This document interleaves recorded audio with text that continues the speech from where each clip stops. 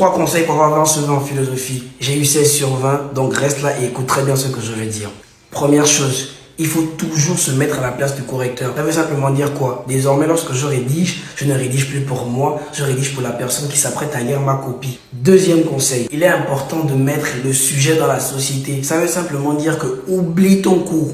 Oui, prends le sujet, tu le mets dans la société, tu te mets à l'intérieur et tu te demandes si on m'avait posé cette question, comment j'aurais pu réfléchir? Qu'est-ce que je pourrais faire face à cette situation-là? Donc, je prends le sujet, je le mets dans la société. Peut-on se passer de l'autre? Je me pose la question. Dans quelle mesure je peux me passer de l'autre? Et à quel moment l'autre m'est important? Si tu veux encore apprendre plus de méthodes, avant d'écouter la dernière méthode, il y a un lien sur ma biographie là. J'ai le résumé complet de la méthodologie pour réussir au baccalauréat. Des méthodes efficaces qui vont vous permettre d'avoir désormais 17, 18, voire 19 sur 20 dans toutes les matières.